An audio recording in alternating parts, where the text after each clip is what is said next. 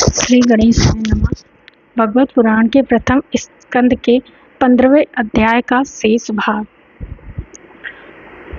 श्री सूत जी कहते हैं, इस प्रकार प्रगाढ़ प्रेम से भगवान श्री कृष्ण के चरण कमलों का चिंतन करते करते अर्जुन की चित्तवृत्ति अत्यंत निर्मल और प्रशांत हो गई।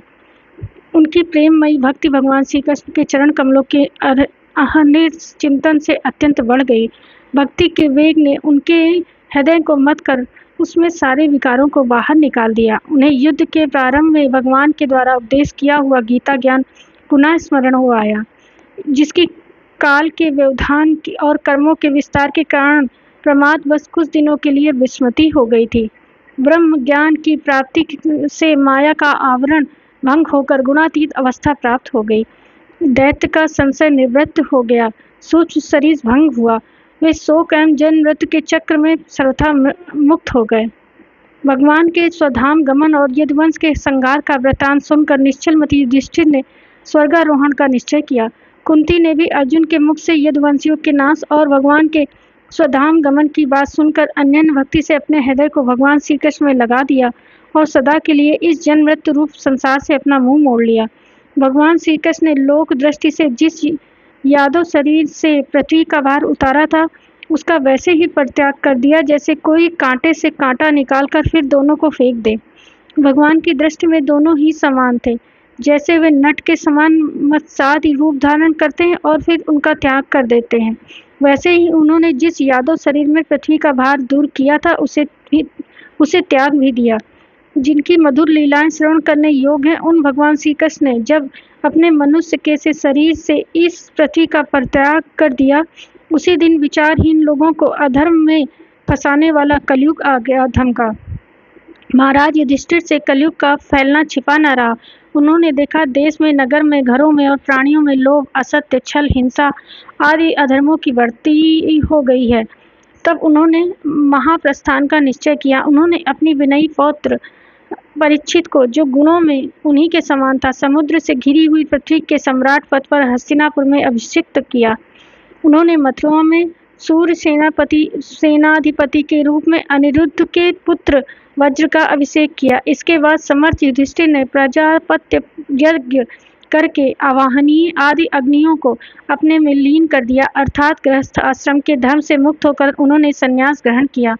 युधिष्ठिर ने अपने सब वस्त्राभूषण आदि वहीं छोड़ दिए एवं ममता और अहंकार से रहित होकर समस्त बंधन काट डाले।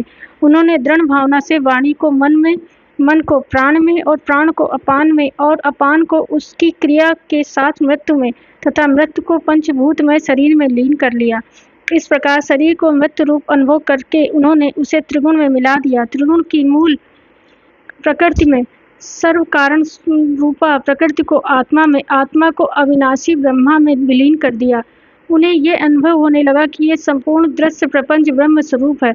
इसके पश्चात उन्होंने शरीर पर चीर वस्त्र धारण कर लिया, अन्न जल का त्याग कर दिया, मौन ले लिया और केश खोलकर बिखेर लिए। वे अपने रूप को ऐसा दिखाने लगे जैसे कोई जड़ उन्मत्त या पिशाच हो।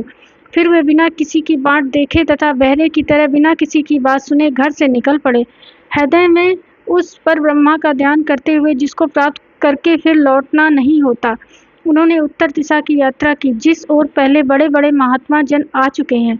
भीमसेन, अर्जुन, युधिष्ठिर के छोटे भाइयों ने भी देखा कि अब पृथ्वी में सभी लोगों को अधर्म के सहायक कलयुग ने प्रभावित कर डाला है। इसलिए वे भी श्री कृष्ण चरणों की प्राप्ति का दृढ़ निश्चय करके अपने बड़े भाई के पीछे पीछे चल पड़े। उन्होंने जीवन के सभी लाभ भली भांति प्राप्त कर लिए थे। इसलिए निश्चय करके कि भगवान श्री कृष्ण के चरण कमल की हमारे परम पुरुषार्थ हैं, उन्होंने उन्हें हृदय में धारण किया। पांडवों के हृदय में भगवान श्री कृष्ण के चरण कमलों के ध्यान से भक्ति भाव उमड़ आया। उनकी बुद्धि सर्वथा शुद्ध होकर भगवान श्री कृष्ण के उस सर्वोत्कृष्ट स्वरूप से अनन्य भाव से स्थिर हो गई, जिसमें निष्पाप पुरुष ही स्थिर हो पाते हैं। फलतः उन्होंने अपने विशुद्ध अंतःकरण से स्वयं ही वह गति प्राप्त की जो विषयात्मक दुष्ट मनुष्यों को कभी प्राप्त ही नहीं हो सकती। संयमी एवं श्री कृष्ण के प्रेमावेश में मुग्ध भगवन्मय विदुर जी ने भी अपने शरीर को प्रभास क्षेत्र में त्याग दिया। उस समय उन्हें लेने के लिए आए हुए पितरों के साथ वे अपने लोग यमलोक चले गए। द्रौपदी ने देखा कि जब पांडव लोग निरपेक्ष हो गए हैं, तब वे अनन्य प्रेम से भगवान श्री कृष्ण का चिंतन करके उन्हें प्राप्त हो गई। भगवान के प्यारे भक्त पांडवों के महाप्रयाण की यह परम पवित्र और मंगलमयी कथा को जो पुरुष श्रद्धा से सुनता है, वह निश्चय ही भगवान की भक्ति और मोक्ष प्राप्त कर लेता है। इस प्रकार 15वां अध्याय पूरा हुआ। राधे राधे।